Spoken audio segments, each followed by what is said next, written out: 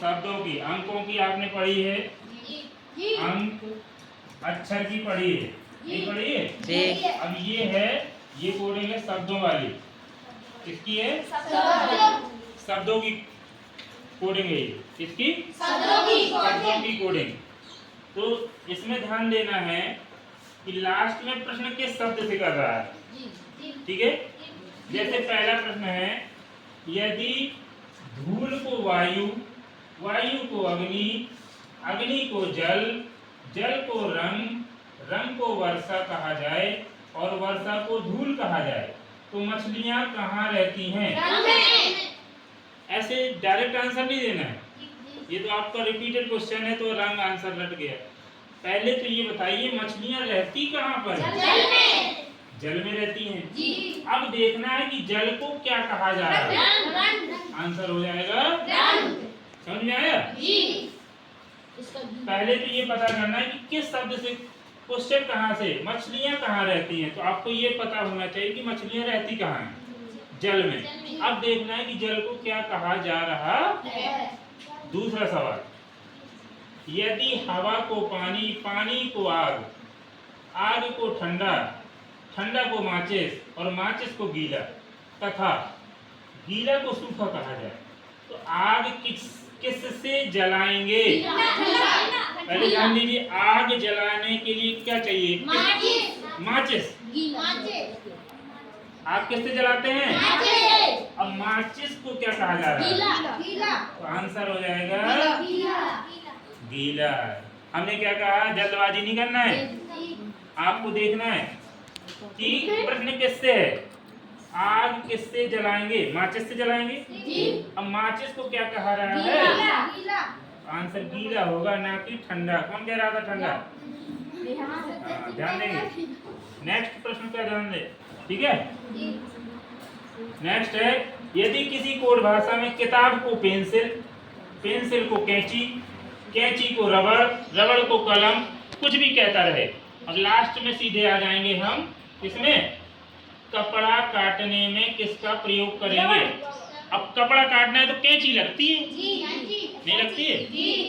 अब हमें ये देखना है कि कैंची को क्या कहा जा रहा है। कैंची को रबड़, कहाँ है? ये है, तो आंसर हो जाएगा, समझ गए ना? अब आ रहा है समझ में? पहले तो सीधे आपको प्रश्न देखना है। प्रश्न ये है तुम्हारा, कपड़ा काटने के लिए किसका प्रयोग करते हैं? तो आपको पता है कैंची का, ये देख लो कि कैंची को क्या कहा है। चौथा प्रश्न, यदि किसी सांकेतिक भाषा में डॉक्टर को इंजीनियर, इस तरह से पढ़ते चले जाएंगे, इंजीनियर को अध्यापक, अध्यापक को दर्जी, दर्जी को मोची, मोची को रंगरेज, मोची जूता सुधारने वाला, रंगरेज कपड़ों में रंग करने वाला, रंगरेज को माली, माली को बढ़ई कहा जाए, तो बताएं स्कूल में कौन पढ़ाता है? स्कूल में कौन पढ़ाता है? डॉक्टर पढ़ाता है। पहले तो सीधा आंसर बताइए। अध्यापक। सुनते नहीं हैं आप लोग। स्कूल में कौन पढ़ाता है?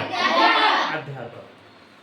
लेकिन यहाँ पे अध्यापक को कहा क्या गया है? तो कौन पढ़ाएगा? अगर आप जल्दबाजी में आंसर करेंगे, हमने क्या पूछा था शुरू में, ये बताइए कि विद्यालय में वास्तव में पढ़ाता कौन है? अध्यापक।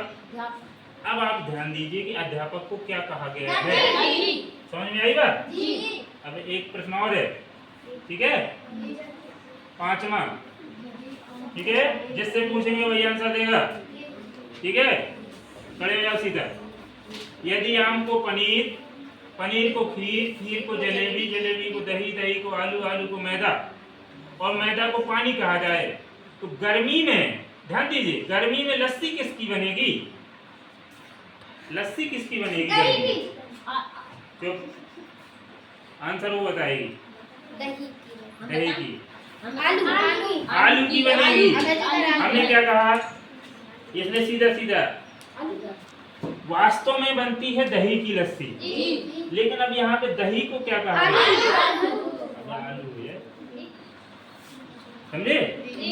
पहले देखना है प्रश्न, फिर उसमें प्रश्न में देखना है कि उस शब्द को क्या कोड दिया गया है, वो आंसर होगा आपका। ठीक है, पहले रियल वाला आंसर, रियल मतलब जो वास्तव में धरातल में होता है। लस्सी दही की बनती है, लेकिन प्रश्न का आंसर आलू होगा, क्योंकि दही का कोड क्या है? आलू। समझ में आ गया? तो शब्दों की कोडिंग के ऐसे सवाल आए तो पहले आपको सवाल को पूरा पढ़ना है, फिर आंसर करना है। पहले वास्तव में देखना है कि क्या हकीकत होती है। विद्यालय में कौन पढ़ाता है, दर्जी की अध्यापक? फिर अध्यापक को क्या कोड था? तो आंसर हो गया था। ऐसे कैंची वाले में कपड़ा काटने के लिए कैंची यूज होती है, कैंची का कोड यहाँ पे रबर। समझ में? बहुत सरल होते हैं। ठीक है ना? सवाल ऐसा आ जाए तो गलत नहीं करना है। ठीक है ना? Okay, thank you.